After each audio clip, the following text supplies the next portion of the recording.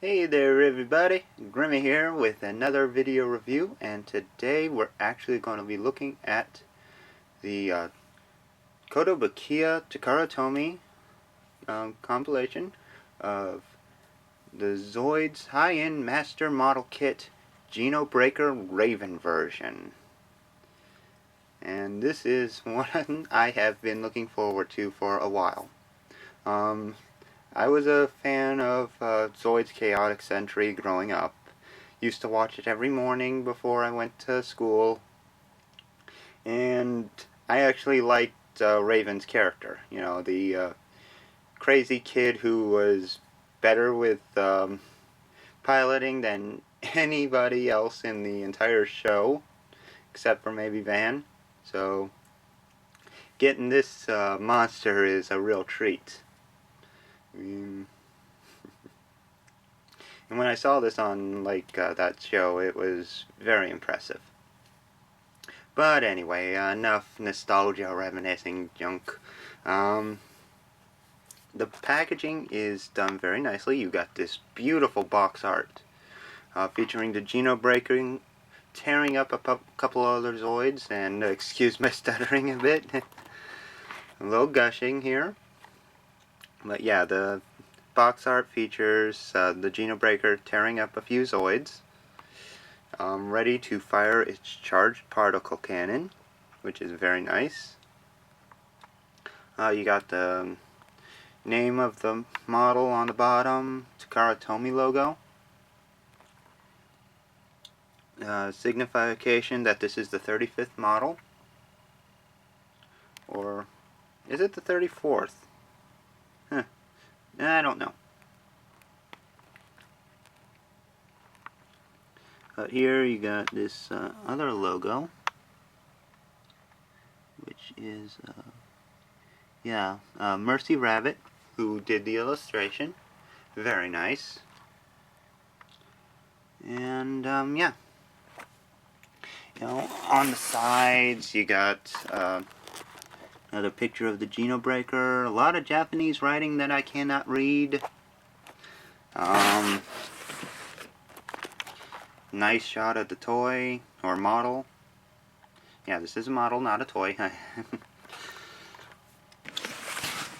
And on the top, all the features. You know, showing off the charged particle gun, the included Raven figure and Shadow figure. You got the Genobreaker's thrusters, gun mode, the extending claw, you know, all the features that it has, even a display stand. How cool is that? Yeah. Okay, and on this side, another look at that wonderful illustration. And on the back, emptiness. Yeah. All the illustrations are on the front and sides. The back is just plain brown. It's a model kit, so what do you expect? Anyway. Opening this guy up. And this is why it's going to probably take me a few weeks or so to actually get this video up. It's some assembly required. In fact, there's tons of assembly required.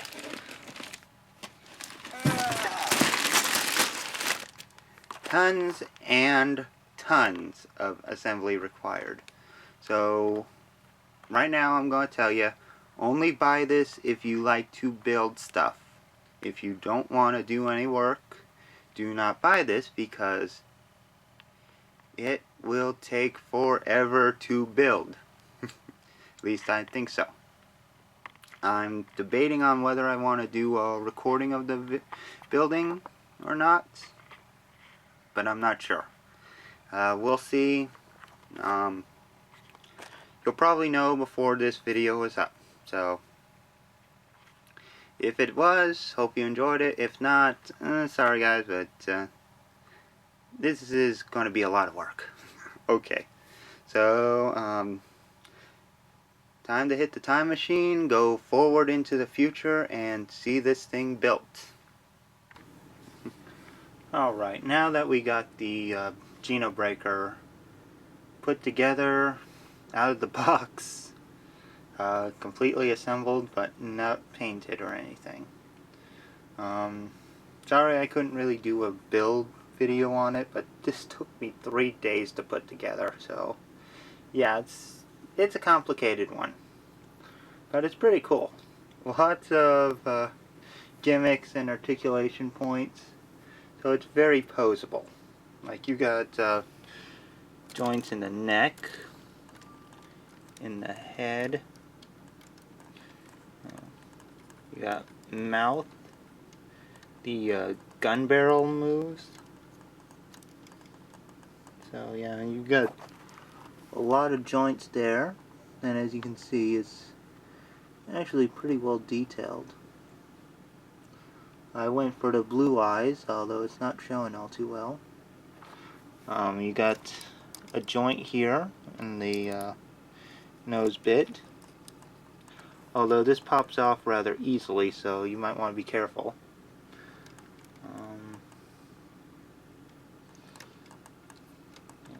But yeah, he's got a really nice face.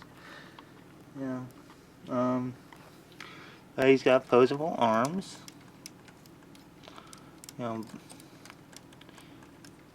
So he's got actually 2 joints in the shoulder, which is pretty nice.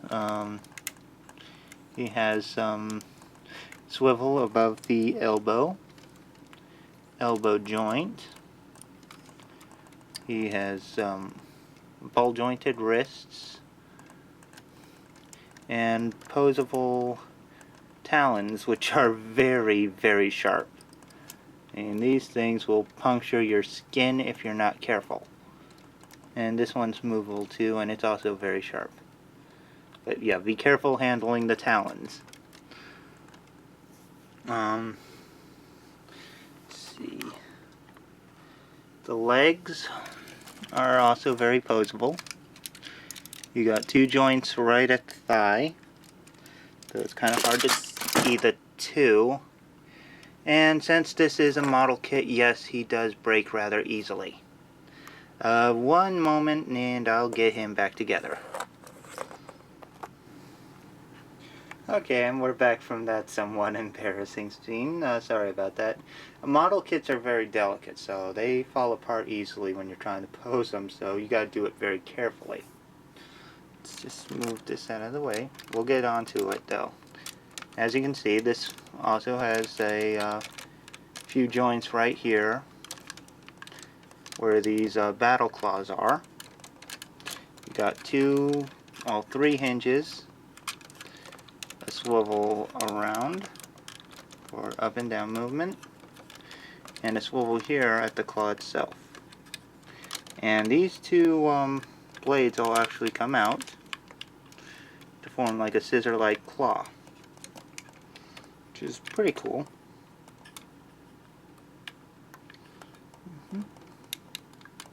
So it's a pretty nice little battle feature. Okay, now I was at the legs before. They have joints at the, let's get this part off, it'll make it a lot easier. Joints at the thigh, with a lot of stuff crashing into each other and snapping off. Knee articulation. And these armor plates can move a little bit too, give it a little bit more boost. You got some heel articulation, 2 joints. Yeah, and the guns fall off easy too. So, and then you got the pistons that are supposed to come out instead of doing that. But yeah, that moves. These move for the foot locks for a mode that we'll get into later. Let's see if I can get this snapped in real quick. And I'm taking them apart as I go, it seems. but there we go. Hopefully it'll be worthwhile. There we go. Good as new.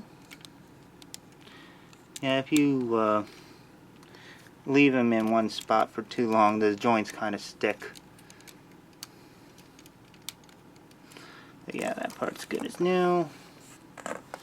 The tail has a lot of articulation, and it's all ratchet joints. You got a ratchet at the tail, right there. You got up and down here, left and right. Up and down here, left and right. Left and right here. Yeah, and a slight up and down here. And these panels will also come out for the weapon mode, as you can see, but I'll get into that a little bit better later on. But all in all, yeah, it's very articulated and very well armed. You got the two leg guns, which, if I can actually get back on, the incident would be great.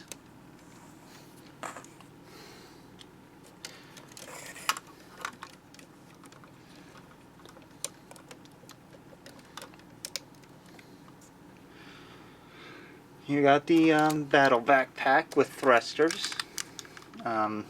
One thing I didn't get into with this is that it actually has these thrusters will flail out a bit for a little bit more of a dramatic positioning.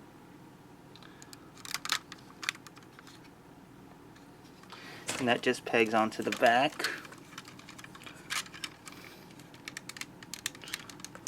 Now the white bit that it's at the bottom of the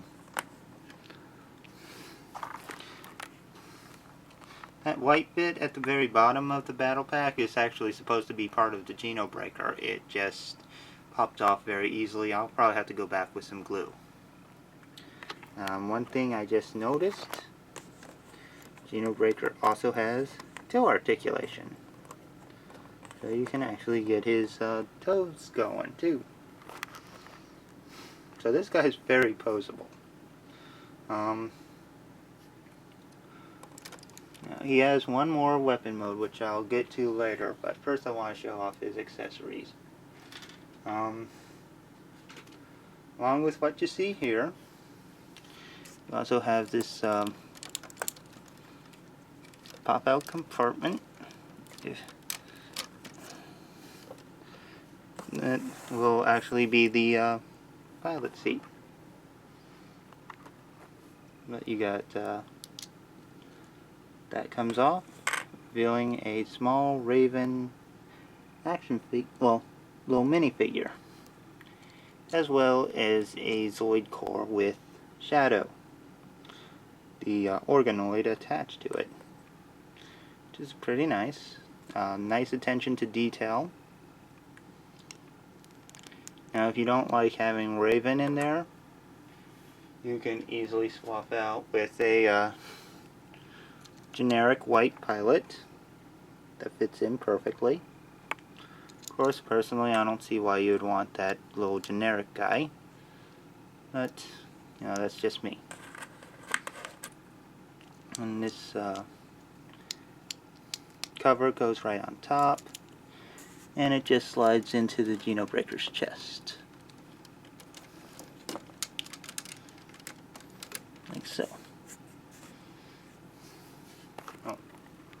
Yeah, it just slides into there. The other accessories it includes is a fully, like a small little Shadow minifigure, which is actually articulated at the legs, and some at the arms.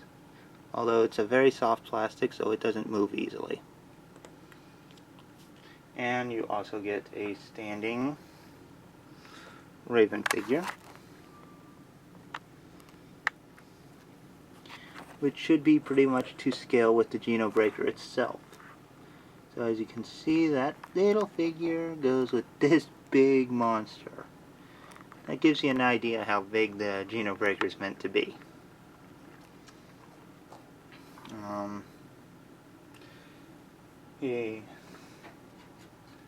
The other accessory that he comes with is the little extender bit. Now this is used by just taking out the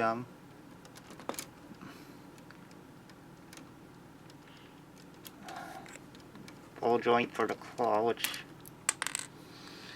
gets stuck in there. Just ball joint this in, slide it in place, and there you got a retractable arm, good for catching prey and nice action poses. And it actually carries one for each arm, which is very nice. But give me a moment and I'll get this guy's last feature showed off, and I'm going to try to do it proper. So be right back. Okay, and now we got the Genobreaker in its weaponized mode, which is when it's ready to fire off its charged particle gun. As you can see, the detail is done pretty well. Got the head ready with the gun out of the mouth, neck bits that flail out.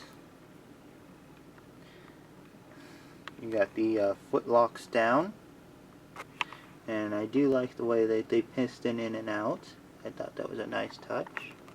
And you got the tail bits that are open up. Now these are hard to get open without having pieces fall off. So unless you super glue this guy together, expect to have some difficulties. But the details on this guy are very nice. I love it. I'd say this is definitely one of the best model kits I've ever gotten. It's definitely the most intricate.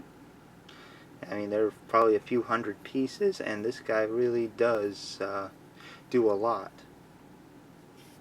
But for a quick size comparison, we'll start by putting the Genobreaker with one of the older Tomy model kits from back in the day.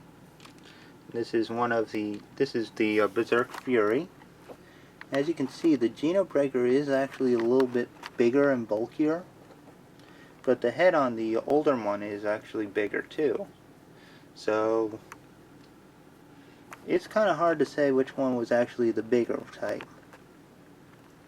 I'm sure if I had an actual Berserk Fury Kotobukiya model kit, which they do make, I know, but yeah, it'd be a little easier to tell them apart.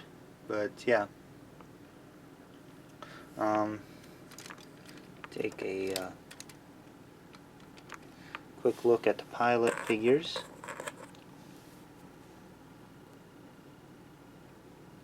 As you can see, the Koto one is a little bit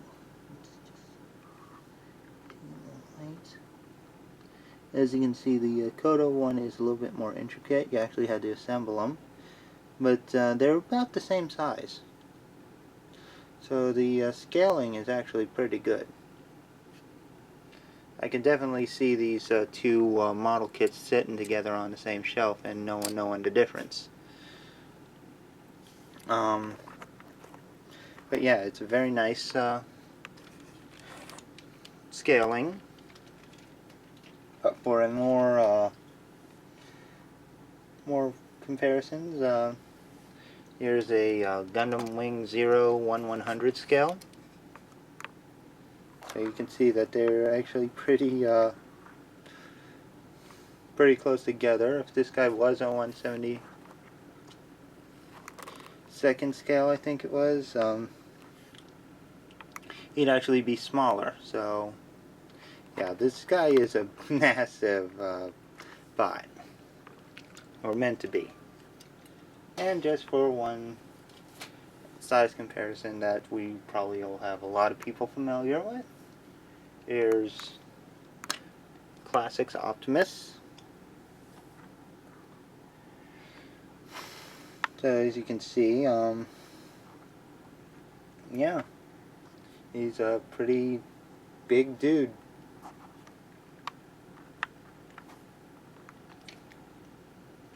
Anyway, this guy is going to take a while to put together, and he is very expensive. He is about $150 at Big Bad Toy Store, still available from what I understand. I do highly recommend him.